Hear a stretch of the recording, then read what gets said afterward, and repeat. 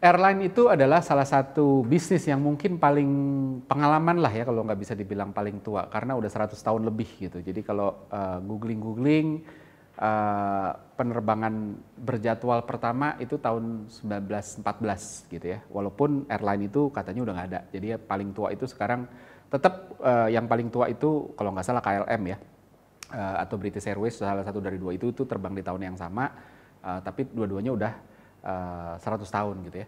Nah, tapi industri ini sering banget dianggap lambat beradaptasi. Mungkin karena highly regulated juga ya. Jadi dari banyak hal yang belum beradaptasi, ada beberapa hal yang bahkan sudah mempraktekkan ilmu behavioral science.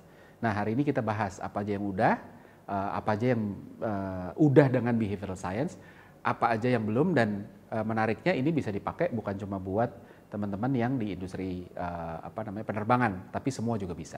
Halo, saya Ignatius Untung, selamat datang di Marketing.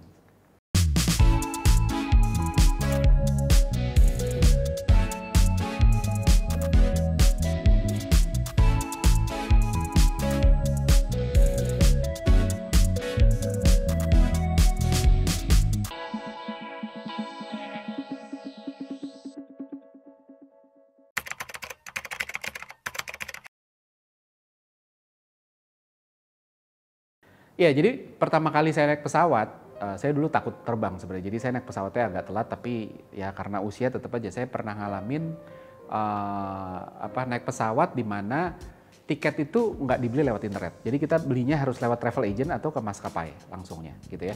Nah, tiketnya tuh masih tiket fisik. Jadi kalau kita beli, pesan tuh habis itu nanti diantar tiketnya ke kita. Gitu. Jadi formnya form khusus gitu ya. Bukan kayak yang kita bisa print sendiri atau kayak cuma nunjukin di smartphone di bandara gitu, enggak gitu. Jadi dulu formnya form khusus gitu ya. Dan di luar consumer facing reservation system yang sekarang udah bisa pakai internet gitu ya.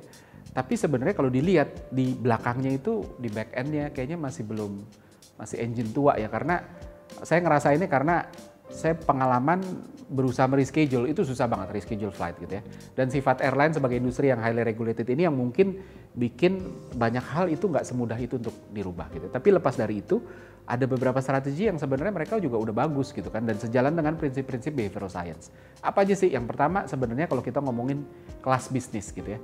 Kelas bisnis ini saya nyebutnya the pride of business gitu. Bisnis kelas itu udah pasti segmen yang massal, segmen massal yang paling menguntungkan. Artinya kenapa massal ya, nggak semassal ekonomi, tapi dibanding first class gitu ya yang lebih mahal lagi nggak. Nah, kelas bisnis itu kan rata-rata harga tiketnya 3 kalinya ekonomi. Jadi kalau Jakarta Eropa gitu ya, naik ekonomi itu 10 sampai 12 juta, bisnisnya itu 36-40 juta kurang lebih gitu ya. Nah, ini sebenarnya sejalan sama space yang dibutuhin. Satu kursi bisnis kelas itu kurang lebih makan space kurang lebih ya, itu sama dengan 3 kursi kelas ekonomi. Nah, industri airline tuh tahu banget gimana cara ngejual bisnis kelas. Setidaknya dari sisi behavioral science gitu ya. Dari sisi kenyamanan no debat lah ya. Kursinya lebih lega, bisa rebah 180 derajat gitu ya. Makanannya juga enak, nggak makan di tempat yang semacam kayak Tupperware gitu ya. Tapi makannya di piring, ada welcome drinknya gitu kan. Makanannya juga lebih enak gitu ya. Terus abis itu dapat convenience kit yang mahal ya, mulai dari lotion, sikat gigi, pasta gigi, parfum gitu ya. Dan which seringkali mereknya merek terkenal gitu kan. Terus abis itu dapat penutup kuping gitu ya, penutup mata gitu ya. Bahkan saya pernah dapat piyama juga, terbang bisnis kelas pakai Qantas ke Australia, dapat piyama, benar-benar bisa dibawa pulang, terus lumayan bagus, sampai sekarang masih disimpan gitu ya.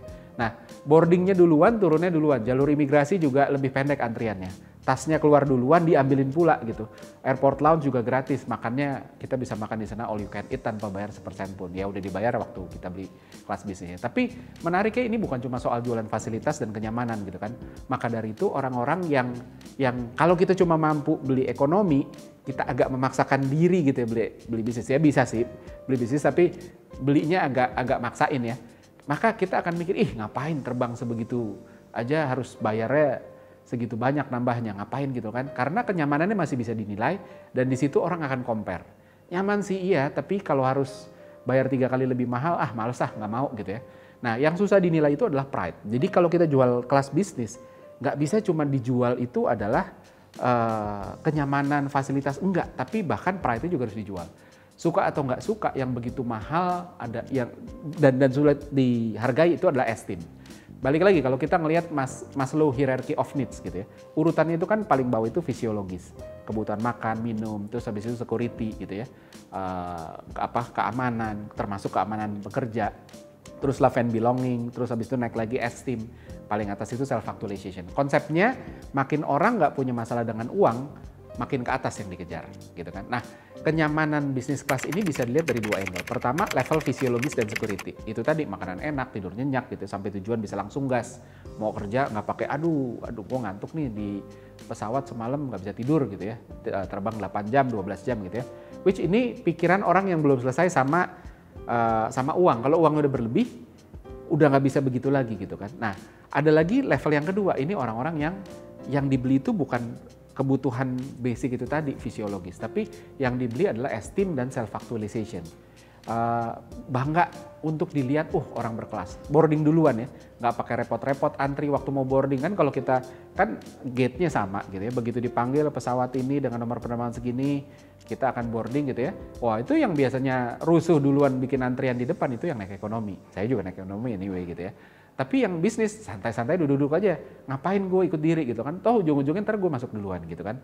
Nah, cara jalannya aja beda, pandangannya beda. Perhatiin orang-orang yang ekonomi, lihat orang-orang ini itu kan kayak jadi center of attention, dan itu somehow juga ngasih pride juga ke orang-orang yang naik bisnis kelas itu juga gitu. Apalagi ketika yang naik ekonomi, baik dia boarding ataupun turun, dia lewat kelas bisnis kelas, kita langsung kayak wah keren ya, wah enak ya ini dan sebagainya gitu. Nah, jadi bisnis kelas dijual mahal bukan karena convenience doang, tapi pride-nya, jual status juga, dan itu yang nggak bisa dinilai secara uang.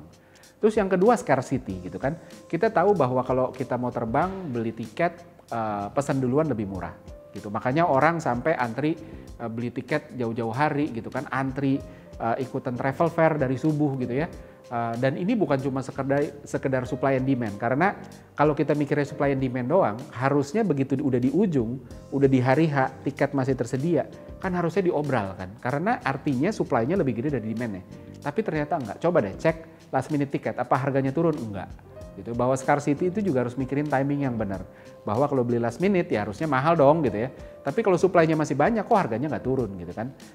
Mereka bahkan memilih untuk nggak ngejual daripada kejual murah. Ada pro and cons-nya. Cons-nya ya potential loss, pro-nya adalah value-nya nggak digadaikan untuk sekedar keuntungan jangka pendek aja. Nah, apa yang terjadi kalau wah sisanya banyak nih, pesawatnya udah mau terbang gitu, udah deh kita jual murah aja. Pertama orang akan beradaptasi, lama-lama orang nunggu, udah belinya di ujung aja. Kalau di ujung tuh lebih murah, walaupun belum tentu dapat ya, kalau masih dapat tapi murah gitu ya. Itu satu. Terus kedua adalah kita jadi mempenalize orang-orang yang beli di awal. Belinya udah jauh-jauh hari, kenapa gue jadi belinya lebih mahal dibanding beli yang last minute gitu kan. Nah, walaupun kalau pricing logiknya aman-aman aja, sistemnya aman-aman aja, dia akan bermain dengan baik-baik aja. Artinya ketika tiba-tiba di hari H demand-nya naik, maka harganya ikut akan naik. Nah, yang paling fatal yang ketiga, kalau brandnya nggak kuat, maka orang akan brand perception terhadap brand ini akan ketarik ke ini brand yang murah gitu. Jadi brandnya jadi di value gitu ya. Dan itu bahaya. Nah, terus yang ketiga, yang kita udah pernah bahas, ini hal yang juga menarik yang dilakukan airline secara behavioral science adalah safety demo. Jadi saya pernah bahas episode khusus di sini. Intinya orang nggak perhatiin sesuatu yang berulang, termasuk safety demonstration-nya pramugari itu ya. Padahal ini penting keamanan gitu ya, dan kalau ya search aja di YouTube ya, United, Air New Zealand, Singapore Airlines, Qantas, Virgin, Air France, Lufthansa, semua British Airways sudah bikin semua itu semua, dan bikin dengan cara yang lebih menarik sehingga orang ketarik perhatiannya ke sana karena ini menarik, dan udah gitu bahkan di-viralin juga. Ini lucu deh, ini bagus deh dan lain sebagainya gitu ya. Nah, itu yang udah dilakuin. Apa yang bisa dilakuin gitu. Apalagi yang bisa dilakuin setidaknya dari sisi behavioral science atau dari sisi bisnis secara general ya.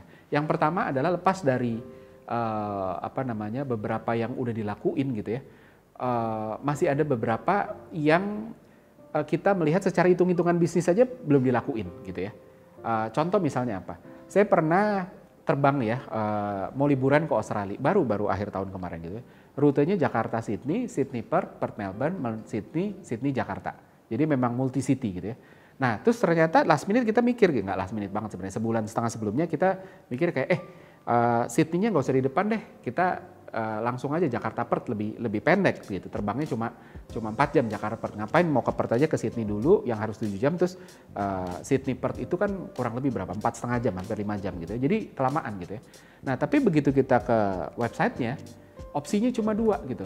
Mau cancel semua atau tetap jalan tapi akhirnya buang-buang waktu untuk mampir gitu ya. Nggak bisa cancel sebagian.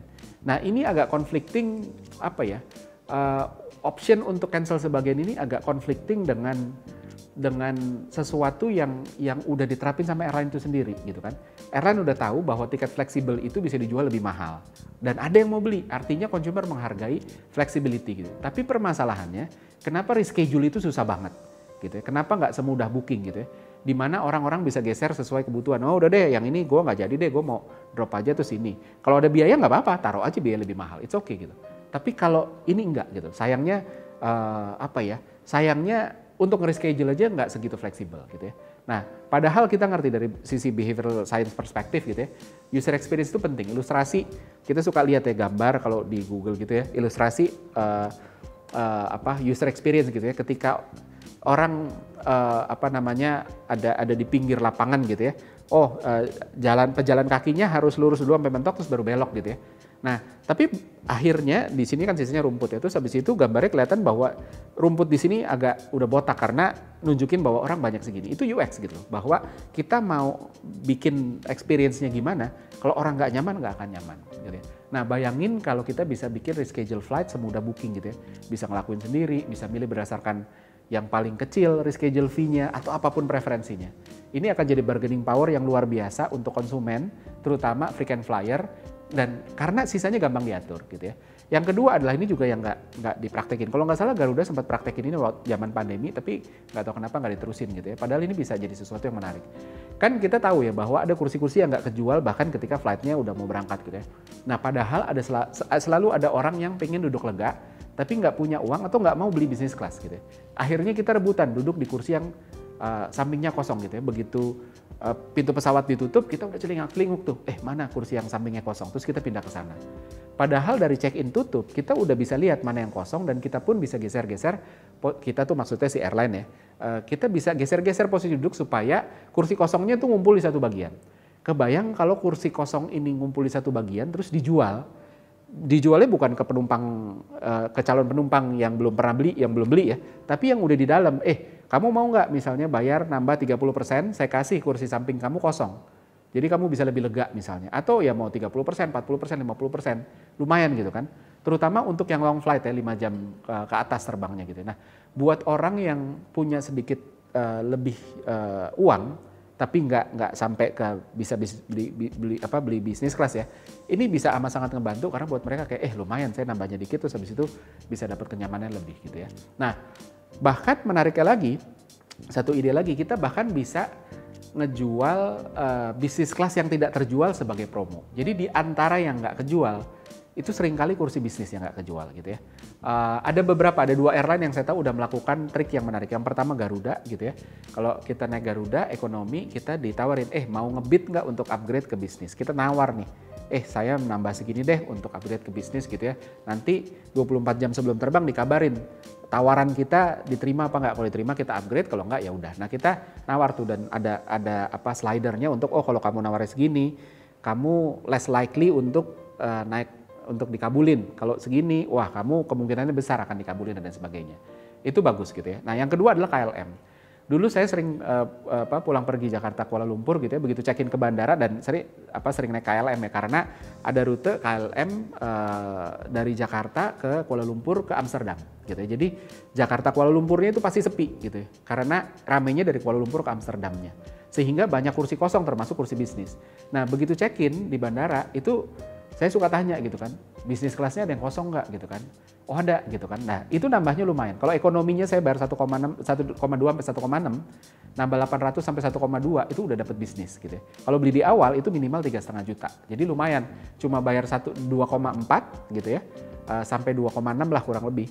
Saya udah dapat bisnis dibanding beli di awal 3,5 juta.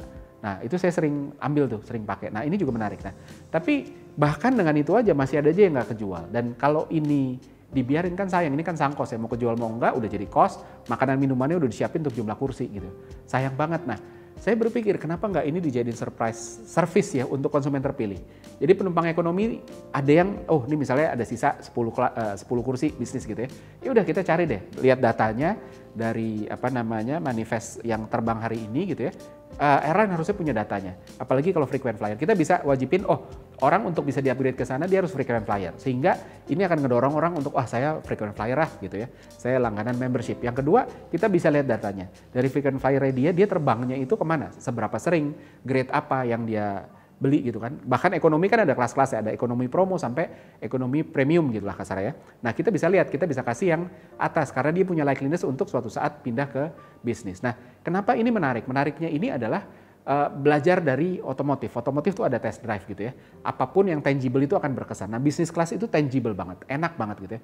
Kalau udah pernah nyobain bisnis kelas, apalagi long flight gitu ya, itu biasanya pengen balik lagi deh, nyobain lagi gitu, walaupun mahal ya, tapi ya udahlah gitu ya. Nah ini juga sama gitu, dengan kita ngasih kesempatan orang-orang yang dalam tanda kutip punya daya beli untuk upgrade ke bisnis kelas, kasih cobain dulu, kasih dalam tanda kutip free trial untuk nyobain bisnis kelas. Kalau dia udah ngerasain kenyamanan ya, harapannya ke depannya mereka akan, ya udah deh saya terbangnya bisnis kelas aja.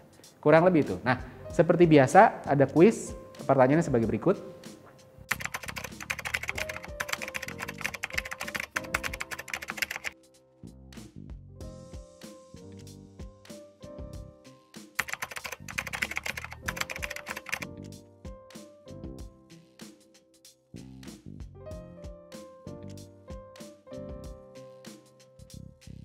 Pemenang dari kuis episode ini bisa dilihat episode selanjutnya, maka dari itu selalu ikuti Marketing di Marketers TV. Saya Ignatius Untung, pamit undur diri.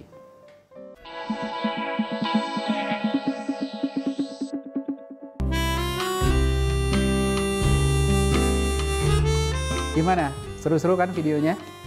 Kalau suka, jangan lupa komen dan like ya. Masih banyak juga nih video-video yang keren-keren lainnya, gitu kan? Dan jangan lupa subscribe juga Marketers TV di sini nih.